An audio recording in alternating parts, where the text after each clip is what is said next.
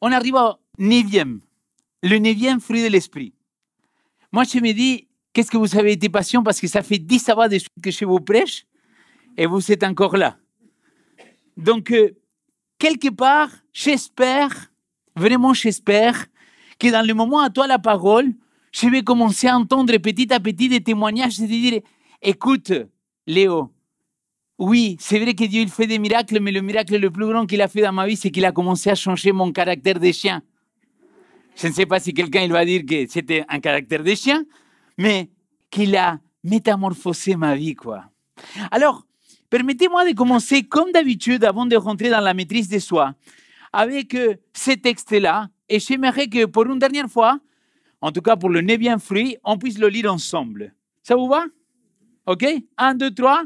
Quant au fruit de l'esprit, c'est amour, joie, paix, patience, bonté, bienveillance, foi, douceur et maîtrise de soi.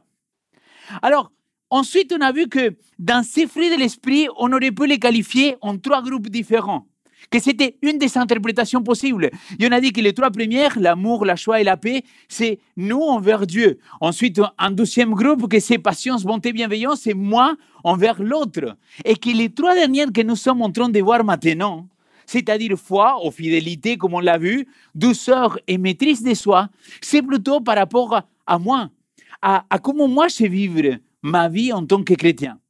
Et rappelez-vous que ce qu'il nous avait motivé dans cette série-là, c'est un petit peu ce texte-là. Jésus l'avait dit dans son discours, dans son sermon de la vigne, en Jean chapitre 15, « Mon Père, il est glorifié en ceci. » Et qu'est-ce qu'il a dit? Que vous portiez quoi? Beaucoup de fruits.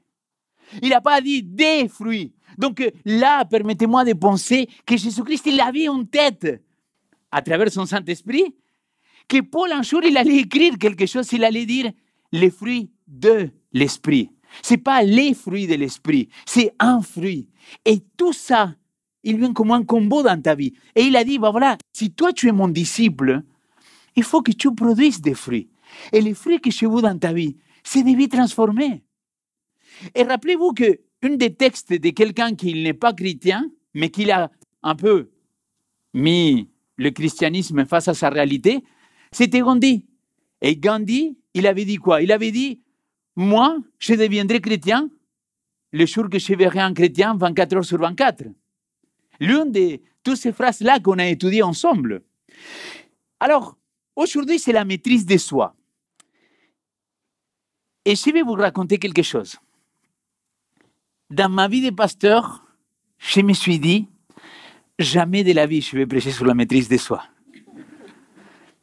Parce qu'il y a un autre mot que les vieilles traductions en français, ils le traduisent ce mot-là. Quelqu'un sait? C'est quoi? Tempérance. Et la tempérance, elle est en lien avec la nourriture. Et moi, je ne prêche jamais de quelque chose que je n'arrive pas à vivre. Et c'est vrai que moi, j'ai un petit challenge avec la nourriture, parce que vous voyez que je suis en bonne forme. Et je me suis dit, tiens, est-ce que je suis capable de prêcher sur la maîtrise de soi? Et je suis très honnête avec vous. J'ai beaucoup hésité. Je me suis dit, mais Seigneur, comment je vais faire? Parce que c'est quelque chose que j'ai de mal à vivre. Et quand j'ai commencé à étudier un peu plus les textes en détail, à voir le texte, à voir qu'est-ce qu'il voulait dire, pourquoi il nous appelle à cette maîtrise de soi, à cette tempérance, j'ai dit, tiens, ces fruits-là, on pourrait dire que c'est le fruit de la discipline. Mais la discipline, c'est un mot qu'aujourd'hui, ça ne plaît pas, les amis. Aujourd'hui, quand on te dit discipline, on se dit, non, pourquoi tu me parles de discipline? Et pour autant, le mot discipline, vous savez de quel mot il vient? Des disciples. Et ce mot disciple, c'est discipulos, c'est élever, enseigner, éducation, règles de vie. Et là, j'ai dit, ah, par contre, c'est vrai que pour la nourriture, j'ai un petit problème, mais pour la discipline, ça va mieux. Alors, c'est quoi la maîtrise de soi?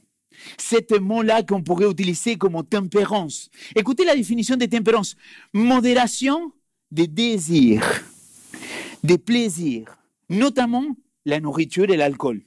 Synonyme de sobriété, réserve, frugalité, modération.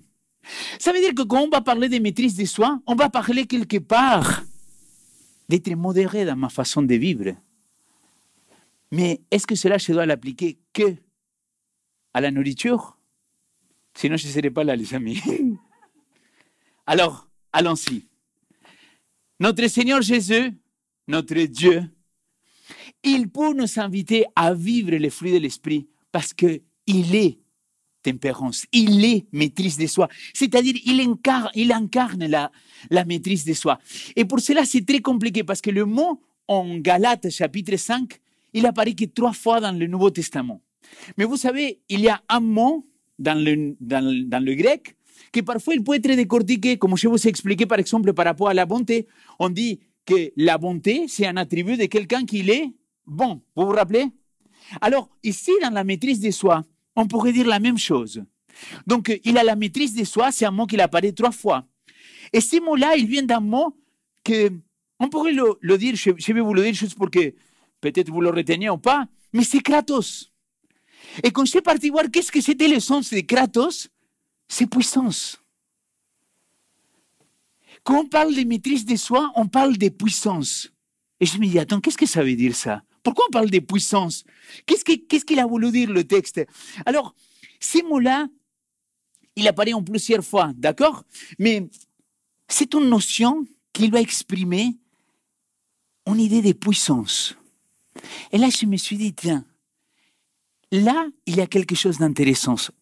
Est-ce que moi, à l'intérieur de moi, il y a une sorte de puissance qui doit m'aider à maîtriser le soi, mais à maîtriser ma vie, à tout gérer moi tout seul. Et là, je me suis dit, ça, c'est vraiment intéressant. Parce que Dieu, il dit, moi, c'est les fruits que je vais vous mettre en toi. C'est ces puissances-là que je vais vous mettre en toi. Pourquoi faire? Pour que tu puisses être quelque part transformé.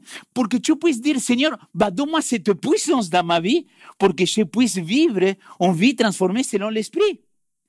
Et là, ça change complètement parce que la tempérance suppose qu'il va avoir une maîtrise de soi. Et ça, écoutez le texte que j'aimerais vous lire. Luc chapitre 1, verset 46. C'est l'histoire dans laquelle l'ange, il va apparaître à Marie. Et ensuite, Marie, il va faire un chant. Et dans ces chants-là, il va apparaître ces mots-là. Il va dire, verset 46, « Mon âme exalte le Seigneur et mon esprit se réjouit en Dieu, mon Sauveur, parce qu'il a jeté les cieux sur la bassesse de sa servante. Car voici désormais, toutes les générations me diront, bienheureuse, bénie, parce que le Tout-Puissant a fait pour moi des grandes choses. » Amen. Ah, merci. Il est arrivé avec display, tu vois. C'est que le message, il est arrivé et après, ah oui, là, il fallait dire Amen. Vous voyez, parce que le Tout-Puissant a fait pour moi des grandes choses. Et là, la suite, il dit, verset 50, « Et sa miséricorde s'étend d'âge en âge sur ceux qui l'ont craigné. Il a déployé sa force. » Et le mot « force », c'est le même mot qu'il est à l'origine pour parler de maîtrise de soi. Quelque part, c'est Dieu qui doit déployer sa force en toi pour que tu puisses maîtriser les choses. Permettez-moi de faire ce jeu de mots, mais je me dis, comment je vais arriver à faire et à maîtriser ce que mes combats quand je ne suis pas capable, parce que j'ai besoin de cette force en moi pour pouvoir maîtriser et pour pouvoir me battre, pas avec ma force, mais avec la force qui vient de Dieu. Et si vous vous rappelez, dans l'introduction, donc charnelle ou spirituelle, vous pouvez la retrouver sur YouTube si jamais, je disais que l'homme charnel, c'est surtout celui qui va se battre contre ses propres forces. C'est lui qui va mettre que ses forces à lui pour vaincre tout ce qu'il veut vaincre dans sa vie. Et c'est là le problème, c'est que nous, on doit comprendre que Dieu est maîtrise de soi. Dieu, il est tempérance et il veut nous la donner. Et on va voir la suite. La suite. Permettez-moi de vous dire qu'il y a 5 domaines dans lesquels je pense que je peux trouver des textes bibliques par rapport à la maîtrise. Je vais aller par le premier. Et le premier, pour moi, c'est tout au nom. La langue. Le péché que pour moi, ou la faute, ou la transgression qui est la plus futile. Tout le monde parle de mal de tout le monde, mais comme si rien n'était. Après, on se cache derrière, ouais, mais je le dis parce que je l'aime bien. Peut-être tu pourrais t'empêcher de dire et de parler de lui, non? Ou d'elle. Et la langue, parfois, Jacques, il va dire quelque chose de très puissant. Jacques, il va dire, écoutez, Jacques chapitre 3, verset 2, il nous dit, si quelqu'un ne bouge pas en parole, ne branche pas en parole, c'est l'homme parfait, capable de tenir tout son corps en bride. Mon ami, combien de commérages, parfois, il y a dans les églises, dans les familles, dans nos travails, dans notre vie au quotidien. Quand toi, tu parles mal de quelqu'un, mais après, tu vas parler mal de l'autre. Et qu'on parle mal de toi, et ça te fait mal. Et du coup, tu te mets en colère. Et je dis, mais pourquoi tu parles? Donc, peut-être, une des premières choses qu'on devrait demander à l'esprit de se battre pour nous, c'est contrôler sa langue. Deuxième élément, le désir sexuel. Et là, il apparaît les mêmes mots. En 1 Corinthiens chapitre 7, il y a un texte qui est assez rigolo parce qu'il dit « S'il manque de continence », et le mot continence c'est de maîtrise de soi, qu'il se marie, car il vaut mieux se marier que brûler. Ce n'est pas une parole à nos jours, n'est-ce pas? Ça, écoute Léo, ne viens pas nous parler de ces choses-là, ça nous met mal à l'aise, quoi. C'est pas moi. Il est écrit. Thessaloniciens, chapitre 4, versets 3 et 4. La volonté de Dieu, c'est que votre consacration, abstenez-vous de l'inconduite sexuelle. Et là, on est en train de parler des désirs sexuels. Vous savez quel est le mot pour dire inconduite sexuelle? Porneia. Désir sexuel, porneia, c'est justement ces choses-là qui vont te amener dans la perversion sexuelle quelque part. Et cette porneia-là, c'est le mot qu'il a donné pornographie. C'est pornographie. Le sexe, pour moi, perverti. Et les gars, je parle pour moi, je ne parle pas pour vous. On a tous été consommateurs de porno dans notre vie. En tout cas, ma génération à moi. C'est-à-dire, la génération des baby boomers, s'ils voulaient avoir des fantasmes, ils devaient prendre une revue. On est bien d'accord? Vous êtes mal à l'aise ou quoi? C'est la life. Et dans la revue, tu faisais ce que tu avais à faire. Après, ils sont venus les VHS. Tu te rappelles les cassettes? Mais il fallait les trouver. Mais là, on est dans un challenge différent, mes amis. Parce que là, on est en quoi? Là, on est où? Là, on est que dans n'importe quel endroit, n'importe quel lieu, tu peux apparaître, ça peut apparaître quelque chose qui va te mener dans cette tentation-là. Et le problème, ce n'est pas autant la pornographie, oui ou non, si c'est bien ou si c'est mauvais. Vous savez quel est le problème pour moi de la pornographie, par exemple? Je suis en train de m'attaquer à la pornographie, mais je pourrais m'attaquer à l'adultère, à la fornication et à tout le reste. Mais vous savez quel est le problème? Je ne sais pas si vous avez déjà vu sur Instagram qu'on met Reels versus expectatif, non? Et donc, il t'apparaît la plage comme ça, paradisiaque, et il a la nana qui est comme ça, et d'un seul coup, il dit « reality ». Et la reality, c'est une autre chose. C'est qu'il y a plein de gens que pour prendre la photo, tu dois faire 3 heures de queue. Quelque part, le problème plus grand que nous avons aujourd'hui avec le sexe, avec la pornographie, c'est que l'ennemi, il a pris quelque chose que Dieu il a fait de beau et il a perverti. Parce que finalement, après, quand tu veux avoir une vie intime avec la personne que tu aimes, tu te rends compte que finalement, ce n'était pas comme dans les films. Que ce n'était pas 3-4 heures comme ça, non-stop. C'est ça le problème. C'est que finalement, ta nana, si tu ne parles pas bien, s'il n'y a pas une bonne connexion avec toi, il va te dire, bah non, je n'ai pas envie aujourd'hui. Et tu dois assumer cela. Mais le problème, c'est qu'aujourd'hui, la jeunesse, les plus jeunes, les enfants, vous savez à quel âge ils commencent justement leur sexualité? 10 enfants, ils sont déjà en train de recevoir des WhatsApp et des choses avec ces choses-là. Et regardez le message de l'Église. On dit, non, écoute, l'idéal de Dieu, c'est que tu puisses arriver vierge au mariage. Ça, c'est l'idéal de Dieu. Tu vois? Mais là, il est l'idéal et la réalité, on est ici. Et quelle est la réalité aujourd'hui de l'Église? Quelle est la réalité de nos jeunes? Que la sexualité, il commence quand ils sont 11, 12 ans à l'école, mais ça va finir quand?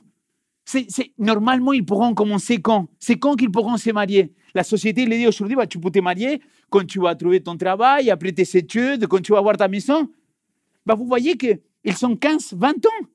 Et du coup, j'ai vu des gens souffrir, les amis, mais vraiment souffrir, avec des larmes, en se battant contre justement cette pornéia.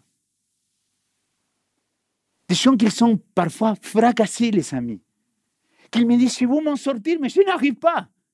C'est matin, soir et 24 heures sur 24 que j'ai que ça dans la tête. J'espère qu'il a trouvé un moment tout seul. Tout seul, pourquoi? Pour pouvoir faire ce que j'ai à faire. Et le problème, c'est que, vous savez comment ça se passe avec le cerveau, la sérotonine, la dopamine. C'est de plus en plus, on a besoin de chercher des expériences plus fortes. Et du coup, bah, ce qu'il t'a chauffé au commencement, désolé de le dire crûment comme ça ne te chauffe plus. Et donc, tu vas chercher des expériences plus fortes. Et après, tu sautes à d'autres expériences. La question, c'est, est-ce que je dois me battre que par mes propres forces? Dans la maîtrise de soi, cette power, cette puissance, il doit venir à travers le Saint-Esprit. Pour moi, quand je parle avec des jeunes qu'aujourd'hui, ils se battent avec ces choses-là. Et les amis, je suis adulte, j'ai 40 ans, je pense avoir une vie assez consacrée au Seigneur, j'essaie de me faire le meilleur de moi-même. Et parfois, quand je rentre sur TikTok pour publier les petites vidéos de plus de power, parfois TikTok, il me fait des publications, il me propose des choses que c'est punaise, quoi. Je ne veux pas avoir ça dans mon téléphone. Mais je ne vous cache pas que parfois la tentation, elle est forte. Et les nanas qui sont de l'autre côté, que parfois elles sont 15, 16 ans, 17 ans, ils ne savent même pas qu'il y a des vieux de peut-être 60, 80 qu'ils sont en train de regarder. Et les amis, aujourd'hui, la sexualité, quelque chose de propre et que je suis pour, c'est perverti complètement par l'ennemi. Et désolé si c'est dans les fruits de l'esprit, c'est la première fois que tu viens aujourd'hui, il semblerait que la série n'était pas cool, mais ça fait partie de la life de prêcher de ces choses-là. Nous avons besoin de cette power spirituelle pour pouvoir vaincre ces tentations. Et à ça, tu pourrais ajouter tout ce que tu veux. Passons au troisième, les habitudes quotidiennes. Ces habitudes quotidiennes que parfois, ils nous pourrissent la vie. Et je vais vous donner un exemple. Myriam, tout à l'heure, il a pris l'exemple de Netflix. Tout le monde a vu Netflix au moins? Non? Bah, bravo, quoi. Bah oui, bien sûr, mais tu lui as demandé le mot de passe à quelqu'un d'autre pour regarder. Alors, ce qu'il y a sur Netflix, parce que vous ne connaissez pas, donc je vous donne une intro. Quand la série est en train de finir, il te dit prochain épisode, et après il te dit sauter l'intro. Et les amis, ça c'est addictif. J'ai arrêté de regarder des séries. Pourquoi? Parce que je n'arrive pas à me maîtriser. Pardon Seigneur, excuse-moi mon péché, mais je n'arrive pas à maîtriser. Je commence à regarder une, et parfois, ce sont 3 heures du matin, et je voulais continuer à regarder. Et je me suis dit, c'est pas ça. Pourquoi c'est pas ça? C'est pas parce que la série en soi, elle était mauvaise. C'est la maîtrise de soi. Le manque de tempérance. Le manque de dire, je contrôle Seigneur, je regarde 12 séries, et c'est fini. Je vais me coucher parce que demain matin, je dois me réveiller tôt pour aller travailler. Et si je dors que 3 heures, après, je vais avoir un caractère de... Mais vraiment des chiens, pitbull, tu vois? Pas labrador. Et ça, c'est quelque chose, sont les mauvaises habitudes du quotidien qui viennent te pourrir la vie. Et je pense que le Seigneur, il veut nous dire, hey, mon ami, faites attention à ces habitudes au quotidien. Parce que parfois, tu as besoin de les maîtriser, tu as besoin de te contrôler un peu plus. Et là, quand on parle de ces habitudes au quotidien, on pourrait dire, Paul, il a dit, tout est permis, mais tout n'est pas utile. Tout m'est permis, mais je ne me laisserai pas asservir par quoi que ce soit. Ça veut dire quelque chose, c'est très simple, c'est que on doit choisir. Au lieu de dire, ah, ça se demande, ah, ça se pas demande, bah, utilise ton cerveau. Soyons métamorphosés, vous vous rappelez, par quoi? Par l'intelligence, par votre intelligence, il a dit. Et donc, l'Esprit, il vient dans notre vie. Il nous dit, vas-y, comment ce processus?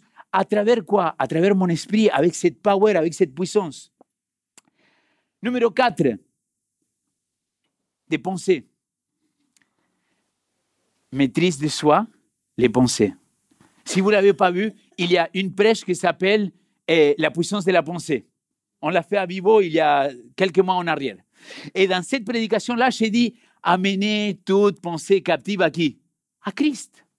Parce que tout ça commence par ici. Et j'avais montré des exemples en montrant que quand toi tu penses quelque chose, ton cerveau, il n'est pas capable de faire la différence. Et là, tu pourrais remettre toutes les choses en place et te dire, oh punaise, quoi. Peut-être ça commence tout par ici. Peut-être c'est mes pensées qui parfois ils sont pourries. Parce que, tu vois, tu te dis, mais pourquoi je pense qu'à sauter tous les nanas du monde? Eh mon frère, tu t'es tapé 5 heures de porno. Qu'est-ce que tu veux que ta tête il pense après? C'est ça la réalité. Et vraiment, ne me dites pas, ah ouais, mais Léo, ça c'est que pour les jeunes. Mon œil, quoi. Vous savez que les sociologues et les psychologues aujourd'hui, ils sont très inquiets par rapport à ces niveaux dans la société actuelle. Parce que ça concerne les jeunes, moins jeunes, vieux et retraités, quoi. Les retraités, c'est moi que j'ai ajouté. Les pensées. Et permettez-moi de m'attarder dans le dernier. L'utilisation de temps. Maîtrise de soi, tempérance avec ton temps. Et là, le Seigneur, il m'a mis une petite claque, mais avec l'amour de Christ. Hein?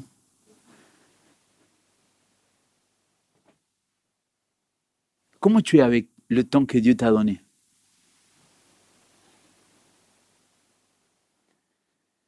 On est bien d'accord que c'est lui le maître de temps. On est bien d'accord que c'est lui notre créateur. On est bien d'accord que c'est lui qu'il te donne le souffle de vie. Qu'est-ce que tu fais de ce temps-là? Je ne culpabilise personne, les amis. Mais cette question-là, elle commence par moi. Quand je reste scrollé pendant 2 ou 3 heures sur le Natel, sur le smartphone, peut-être que je suis en train de rien faire de mauvais. Mais comment je suis en train d'investir ce temps-là? Est-ce que je suis en train de maîtriser le temps? Est-ce que vraiment je suis en train de consacrer ce temps-là pour des choses utiles? La semaine, il a 7 jours. Vous êtes d'accord avec moi? Chaque jour, 24 heures. Imaginons que tu as la tempérance et tu dors 8 heures par jour. Chose que je ne fais pas, donc je ne donne pas l'exemple. Combien d'heures ça fait dans les semaines? En 7 jours? 7 fois 24, ça fait combien? Allez, quelqu'un, un mathématicien? Combien?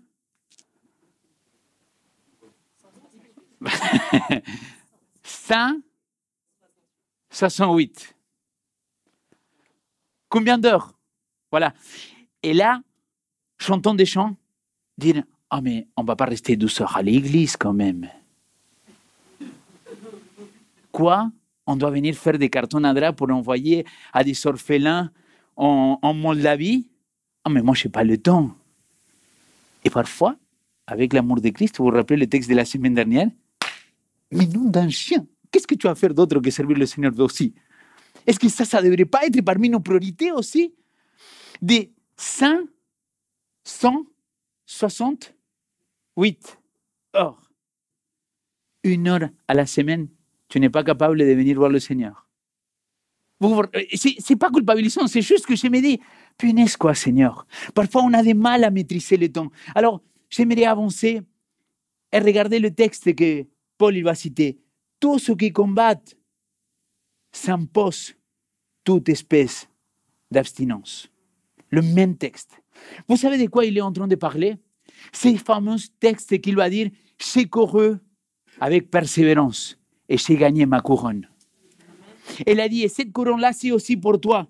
Mais là, il va dire quoi? Il va dire, il faut avoir un entraînement strict et la discipline des athlètes qui luttent pour remporter ces prix-là.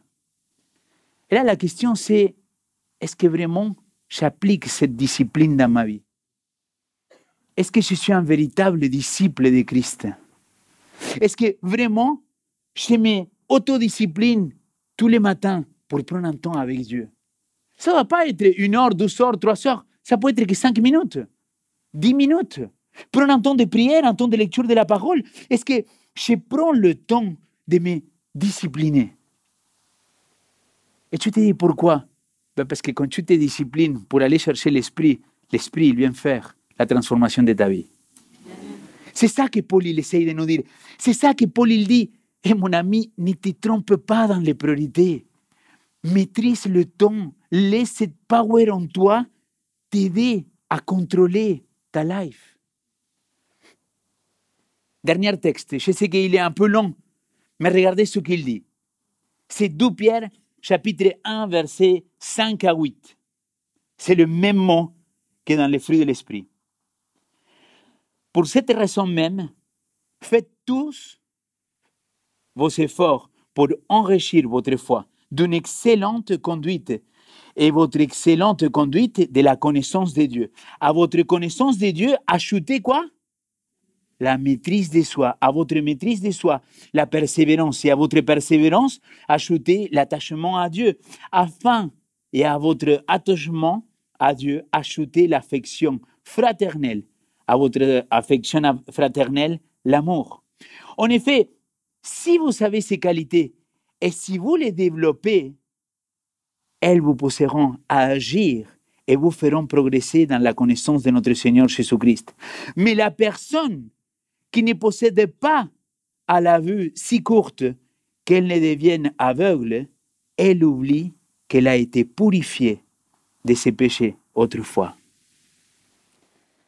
Vous avez vu ce que je vous ai mis en gras au milieu? Si vous savez ces qualités et si vous quoi? Vous comprenez que la maîtrise de soi, il est relié à la discipline. Et la discipline, elle n'est pas mauvaise. Si dans tes études, tu es discipliné, tu vas réussir tes études. Ce n'est pas une question que d'intelligence, c'est une question aussi d'être discipliné. Si par exemple, dans le travail, tu as une tâche énorme à faire, discipline-toi et fais partie par partie et tu verras que tu vas accomplir cela. Le problème, c'est qu'on est habitué à une société dans laquelle on fait comme ça et on veut tout avoir. Mais là, l'apôtre, il nous encourage à avoir une vie de discipline. Fortifié à tous égards par sa puissance glorieuse, en sorte que vous soyez toujours et avec joie, persévérants et patients. Avec sa puissance. Je pense qu'avec cette maîtrise de soi, je parle de moi, je me rends compte que le Seigneur, il doit travailler encore dans ma vie. Et je pense que dans la vie de chacun de nous, le Seigneur, il doit continuer à travailler. Et il est prêt à le faire. La question que j'aimerais te poser ce soir, est-ce que tu es prêt à laisser travailler le Saint-Esprit en toi? Parce qu'il veut te donner cette maîtrise de soi. Il veut te donner l'amour, il veut te donner la joie, la paix, la patience, la bonté, la bienveillance, la foi, la fidélité, la douceur, la maîtrise de soi, la tempérance. Il veut te les accorder. Mais la question c'est, est-ce que tu le cherches? Est-ce que tu prends un temps avec lui pour qu'il puisse se manifester dans ta vie? Pour qu'il puisse te transformer? Si vous voulez être des disciples, il faut se discipliner. Et je pèse mes mots, je sais que ce n'est pas un message qui est à la mode, mais je crois à la discipline spirituelle aussi. Je crois qu'on a besoin parfois de faire un effort pour aller chercher et nous rencontrer avec le Seigneur. Et je donne toujours le même exemple. Dans ma vie de couple, et Dieu, il fait que ça. Il compare son peuple à lui comme sa femme et lui le mari. N'est-ce pas? Et je me dis, est-ce que tous les jours, j'ai envie de faire tout ce que ma femme il me demande? Non. Est-ce que tous les jours, elle a envie de faire ce que moi, j'ai envie de faire? Non. Mais on échange, on négocie. Et les amis, désolé, je sais que ça ne va pas plaire, mais on fait des efforts l'un pour l'autre. Parce que aimer, et rappelez-vous du premier fruit de l'esprit, ce n'est pas qu'un sentiment, c'est choisir, faire le choix de faire le bien pour l'autre. Et si tu es capable de faire le bien pour l'autre, est-ce que tu ne devrais pas faire le bien pour toi-même? Père éternel, nous arrivons à ce 9e fruit, Seigneur. Et s'il y a quelque chose que je pense que pendant toute cette série, il nous a resté pleinement clair dans nos vies, c'est que nous tout seuls, nous ne pouvons pas produire le fruit de l'Esprit, Seigneur. Nous avons besoin de toi, Seigneur, parce que détaché de toi, il n'y a rien qu'on puisse faire. Et c'est pour cela que aujourd'hui, Père, je veux te prier encore une fois de plus que tu puisses porter ces fruits dans la vie de cette communauté, de chacune des personnes qui sont ici, de toutes les personnes qui nous regardent sur Internet, Seigneur. Que vraiment on puisse être des vies transformées par ton esprit. Qu'on puisse te ressembler, toi, notre Seigneur et notre Sauveur, Seigneur. Que ton esprit puisse amener l'amour, la joie, la paix, la patience, la bonté, la bienveillance, la foi, la fidélité, la douceur et cette maîtrise de soi qu'on a besoin pour vivre une vie de discipline dans laquelle toi tu nous guides. Père éternel, je te prie pour que ton Saint-Esprit puisse être présent dans cette communauté, que ton Saint-Esprit puisse nous baptiser, nous remplir de lui, pour qu'on puisse avoir cette puissance pour maîtriser tout ce qui nous éloigne de toi, Seigneur. Pas parce que nous, on a cette force, mais parce que toi, tu déposes ça en nous. Seigneur, ma dernière prière, c'est par rapport à tous ces petits papiers qui l'ont été écrits, Seigneur. Toutes ces batailles, de ces choses qui nous éloignent de toi et qu'on n'est pas capable de maîtriser. J'aimerais dire, Seigneur, au nom de notre Seigneur Jésus-Christ, nous voulons avoir la victoire. Que ton esprit puisse nous guider, nous aider à courir et à avoir cette couronne éternelle. Garde cette communauté. Bénis-la, c'est ma prière au nom de ton Fils Jésus-Christ. Amen.